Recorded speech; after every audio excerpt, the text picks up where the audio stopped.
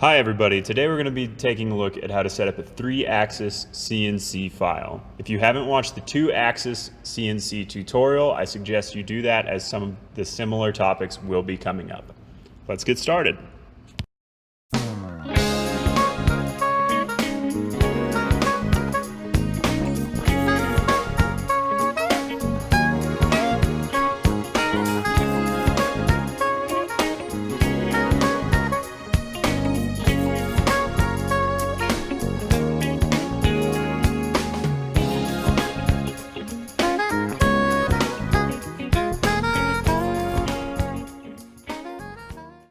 All right, the first thing we want to do when we're setting up our CNC file is to make sure that our object has enough space to be securely and safely set within our geometry. So if we go in and take a look at our shape here, I've given it 2 inches on either side of the object. There's plenty of space over here. This is very important because depending on what the object is, we need to be able to secure it to the CNC bed itself. So we are asking that you leave at least 1 inch from any given edge of the object. So that's the first thing you need to check. The next thing is to make sure that the bottom of your geometry is sitting on the C-plane, on the construction plane, close to the bottom left-hand corner. The machine itself reads this point as the starting point in the real world, so it's very important that your object reflects that.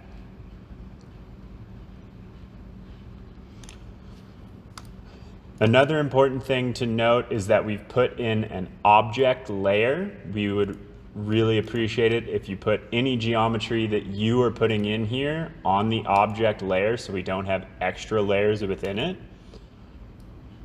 So now our object is set in this layer and we can start setting it up.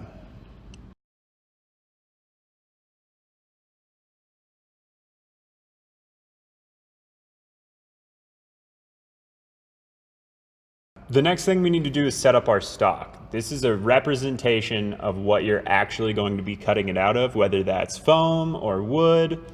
You need to actually model that in here. So we'll say we're cutting this topography we're doing out of wood.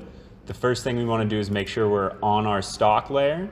And then the next thing we'll do is use the rectangle command to draw the outline of our stock. And we'll put the bottom corner of that at that world 0 point. And to keep it uniform and keep it even, I know that my topography thing that I'm cutting out here is 2 feet, so I want to leave 2 inches on either side. Again, we're asking that you leave at least 1 inch, but 2 inches I know it'll be really safe, so I'll do 28 inches by 28 inches. And the next step, just like in the 2-axis, is you need to extrude it, but it needs to be able to fit whatever you're cutting out inside of it. On top of that, it also has to be a realistic dimension, so it has to be the dimensions of what material you are cutting out. So this is just about 3 inches tall, so that would be, say, 4 pieces of 3/4 inch plywood. So we'll just imagine we're cutting this piece out of that. So we'll need it to be 3 inches tall to be able to fit this inside of there. So we'll use the extrude curve command. We'll use the extrude curve command and we'll extrude it 3 inches. And we can go ahead and delete the boundary curve. We'll go back in perspective view. And now my piece fits perfectly inside of our stock and we're ready to continue setting it up.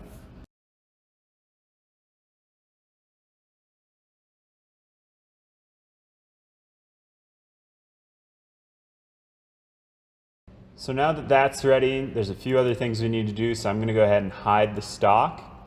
The first thing we're going to be talking about is how you can put etches onto these types of things, whether it's text or it's topography lines if you want to show the topography or whatever you might need to etch. This is how you set them up in a 3-axis file. So I want to put this little ENVD CLC logo on top of my fake little mountain range here.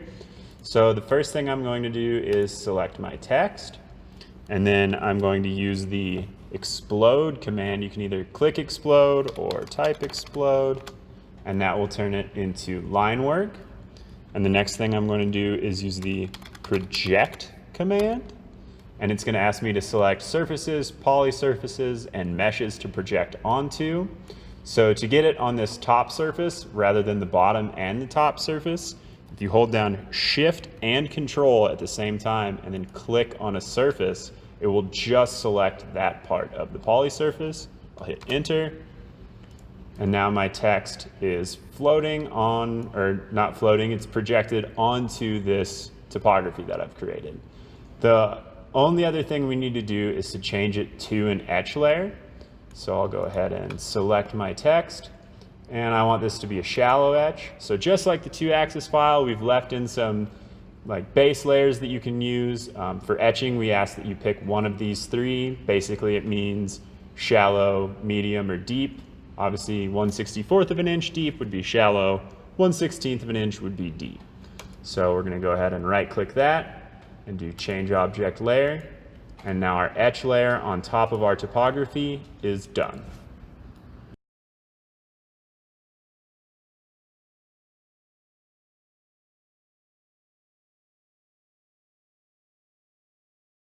Okay, the next thing we're going to do is address our pocket that I've placed inside of our topography.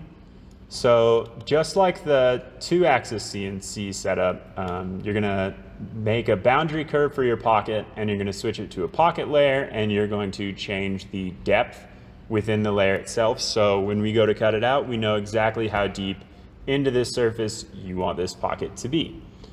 So the first thing you can do is do the Shift Control, hold that down, and click the base of this, and do the Dupe Border command. And that will make an outline curve of this. So we'll go ahead and put it in pocket layer 1, and we'll go Change Object Layer. And then from there, we'll select that curve. We'll go ahead and turn on our stock layer, and we're going to use the Project command again. And then we'll Shift Control click the top face of our stock extrusion and hit Enter. And now that pocket layer is inside of our geometry. The last thing we have to do is determine the depth. So it's a little bit different in this setup. In the 2-axis, you're using one piece so you can measure it down. In this, it's going to measure it down from the face of this surface. So we'll really quick measure the depth of our pocket. It's 0.4-ish inches for the purposes of the tutorial. We'll just say it's 0.4 inches. Hit Enter, and now our pocket layer is ready to go. We have our line work on top of our stock. We have it labeled in a layer. And remember, if you need more pocketing layers or hole layers, you can always add new ones. We just ask that you add them in the same naming convention that we have here, and then give them a unique color so it's easier for us to sort through and set up your file and get it right the first time.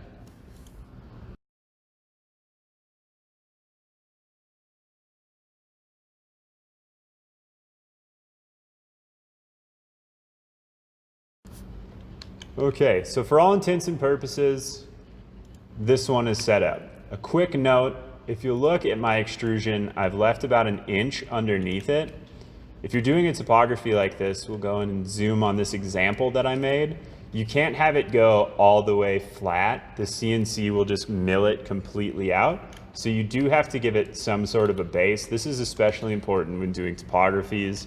Oftentimes people will just give us a surface like this, and it's basically just going to take out all of this. So always make sure you have it elevated from the surface just a little bit.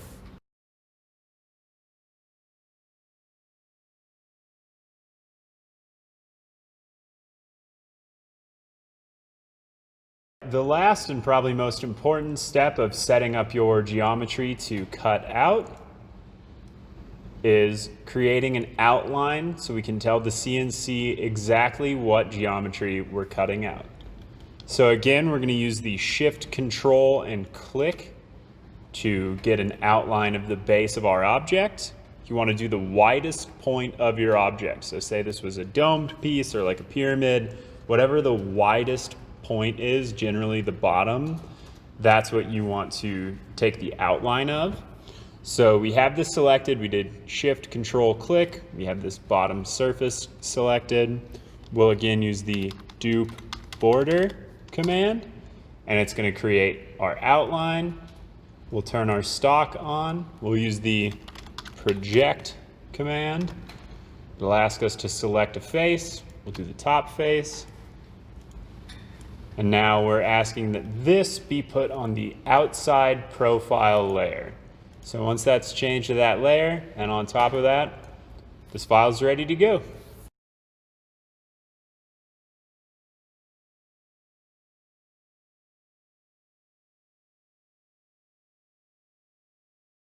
Okay, so I'm going to go ahead and move all this geometry out of the way because I've put in a couple different examples of different types of files that we often see here at the CLC.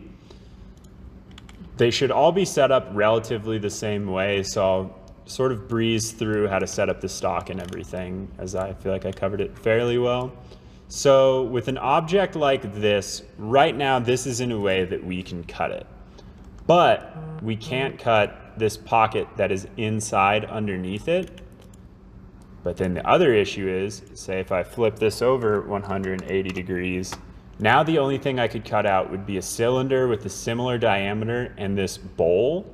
The CNC cannot cut overhung angles like this. So when you do an object like this, if you do have something fairly complicated, you can potentially split it into pieces or just have to pick which side you would rather have cut out.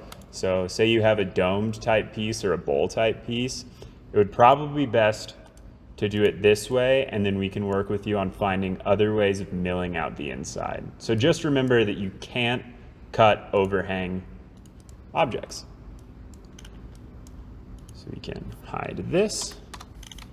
The next object, I've created this sort of half baseball bat to give an example of really thin objects and why having a little safety zone on all sides of your object is important. So I've gone over to my stock layer and I'm going to create another stock, and we'll put it at our 0 point again, and we'll go into top view so we can really measure it out. So an object like this, while it's really skinny and it could potentially fit on a fairly thin board, you still need to have safety room, and that's especially important with smaller or thinner objects such as this. That safety zone really becomes important. So if we click our rectangle there and we can sort of position it around, that would be the minimum width we'd require on all sides for something like this to be cut out of. But in reality, it would be best if the stock gave it at least 2 inches. And this is especially important on thin things because the CNC does often have difficulty moving things around, and it's a really big machine and it's really powerful, so it can easily push thinner, lighter materials around. So in this instance, it would be really important that the stock has quite a bit of space around it because we'd actually have to screw it into the baseboard on the CNC rather than letting the vacuums on the CNC hold it in place.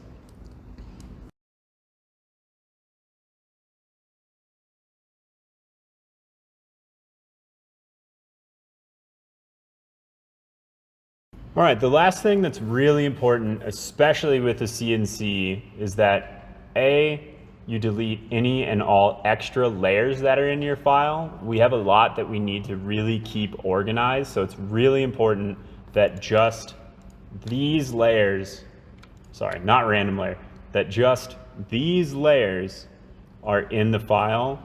Same as before, notes, please leave that locked. That's for us to leave in this template for you. If you do have really specific notes you need to leave us, please place it on the notes only layer and leave it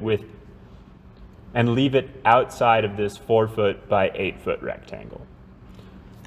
Another important thing to do is to delete any and all geometry that's floating out into space, because our CNC software will read that as something that wants to cut out, and it will make the machine freak out, and it could actually end up creating a pretty bad accident in the real world. So it's really important that any floaters are deleted. Finally, all these extra layers are also deleted. And once that's set up, your file is ready to go. You can submit it on PaperCut, or you can always send us the file on Teams if you want us to check over it again for you.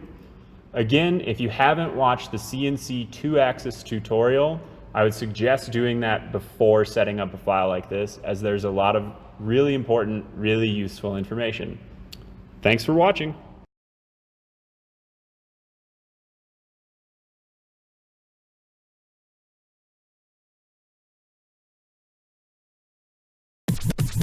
CNC construction.